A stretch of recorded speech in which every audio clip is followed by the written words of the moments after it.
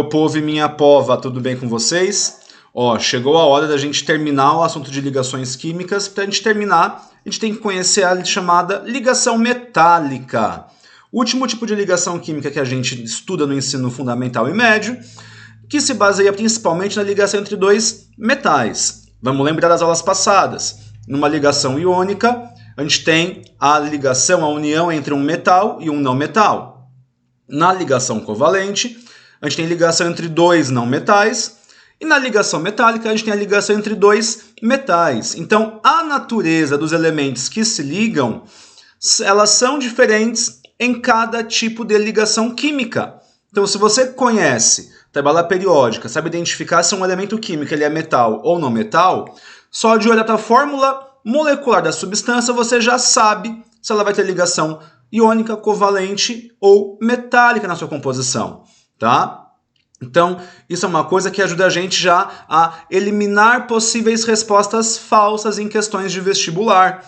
Vamos ver aqui mais um pouquinho desse assunto. Ó. Então, se a gente vai ter ligação entre dois metais, é natural que os dois tenham tendência a perder elétrons, porque metais eles têm até, no máximo, ali 3 ou 4 elétrons na última camada.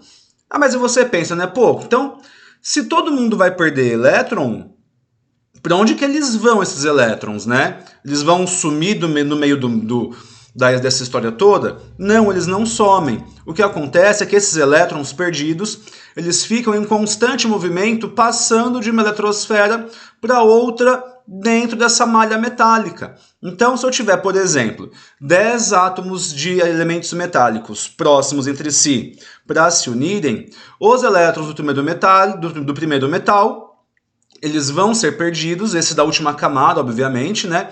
Eles vão ficar se movimentando pela eletrosfera do segundo átomo, do terceiro, do quarto, do décimo, do oitavo.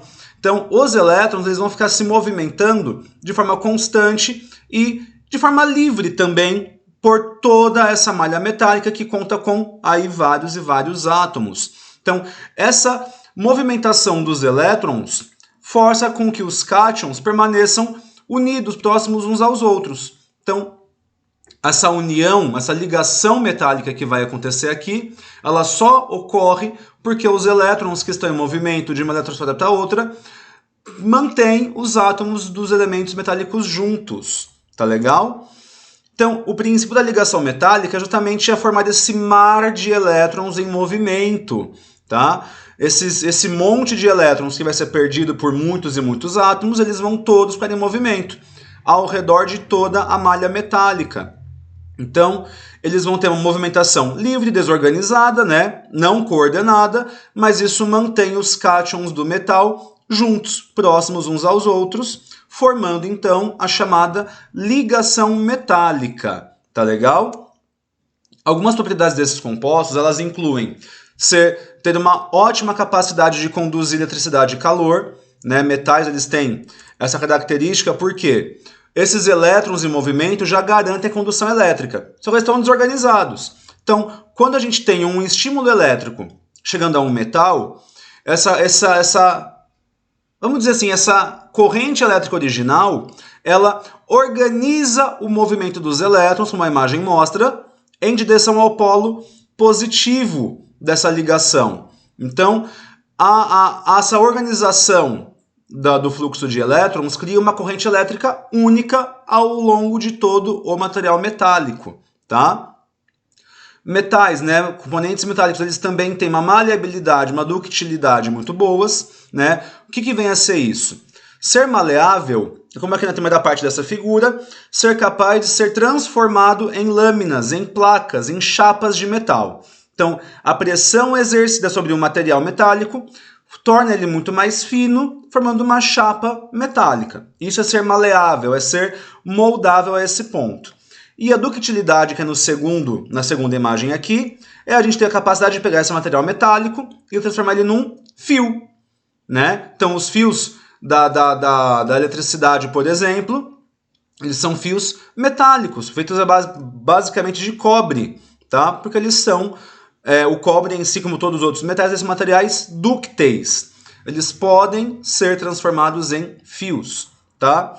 A maioria maciça dos sólidos, dos metais, ela é sólida, temperatura ambiente, com exceção do mercúrio. O mercúrio, esse símbolo Hg, é o único metal que a gente conhece no planeta que a 25 graus Celsius ele é líquido. Aí você pode até falar assim, mas professor, o galho também, ele também é líquido, porque ele derrete na minha mão. Na verdade, não. Quando a gente fala em temperatura ambiente, a gente está falando a 25 graus Celsius. E o ponto de fusão do galho é aproximadamente 29 graus Celsius. É bem pouquinha coisa acima, mas ainda assim é acima. Então, a 25 graus ele está sólido. Ele só derrete na tua mão porque o teu corpo mantém uma temperatura constante de 36 graus e meio aproximadamente, o que é quente o suficiente para derreter o galho. Né? Mas a temperatura ambiente, ele é sólido também, tá? E metais, obviamente, eles têm pontos de fusão e ebulição muito altos, porque é muito difícil você derreter ou até mesmo vaporizar um metal, beleza? Então essas propriedades aqui, elas são típicas dos compostos metálicos, que, quando misturados, podem formar as chamadas ligas metálicas. Uma liga metálica é uma mistura homogênea, então a gente vai ter um único aspecto visível, uma única fase, entre elementos diferentes. E um deles, pelo menos, precisa ser metal. Pode ser, o segundo elemento pode ser um metal também, pode ser um não metal, pode ser um semimetal, mas um deles precisa ser metálico. Aqui a gente tem alguns exemplos, né? O ouro de 18 quilates, né? É o ouro não puro, porque o ouro puro, um material feito de ouro puro, ele tem que ter 24 quilates. Ter 18 quilates significa ele ter 3/4 de ouro e 1/4 de um outro metal, que pode ser geralmente a prata, o cobre ou o níquel. Tá? O bronze das medalhas das competições esportivas, feito de cobre e estanho. Cobre com zinco, forma o latão, que é material para poder fazer alguns objetos, como as latas de lixo de antigamente, né? Aquelas de lata mesmo, né? Aquelas metálicas, não nesses cestos de plástico que a gente tem hoje. A amálgama para fazer obturações nos dentes é feita de mercúrio e algum outro metal.